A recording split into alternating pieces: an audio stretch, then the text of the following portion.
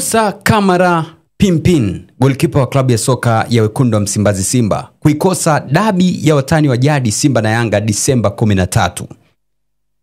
Ni kwa nini? Ni baada ya taarifa iliyotoka leo kutoka katika klabu ya soka ya Wekundu wa Msimbazi Simba ikisema kwamba golikipa huyo wa klabu ya soka ya Simba Musa Pimpin Kamara ataondoka kesho nchini kuelekea kule nchini Morocco kwa ajili ya matibabu na atafanywa upasuaji siku ya Jumatatu Novemba 17 mwaka 2025, na anatarajiwa kuwa nje ya uwanja kwa takriban wiki 8 mpaka 10. Kwa hiyo ukipiga mahesabu hapo kwa haraka na mchezaji anahitaji pia recovery mara baada ya huo muda wa matibabu, kuna uwezekano unaona ni ngumu yeye kuweza kuitumikia Simba katika mchezo wa watani wa jadi Simba na Yanga ambao utapigwa Disemba 13 pale jijini Dar es Salaam, ambapo mchezo huo Yanga ndo watahesabika wako nyumbani.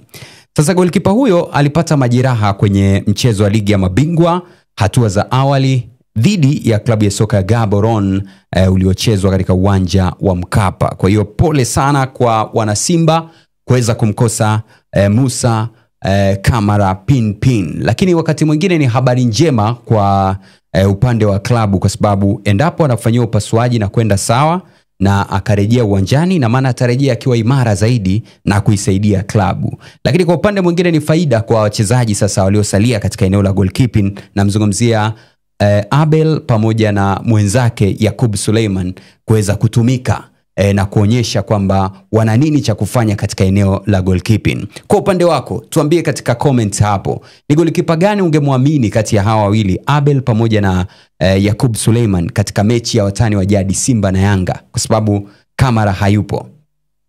Tuambie kwenye comment hapo. Kumbuka subscribe, like pamoja na kucomment.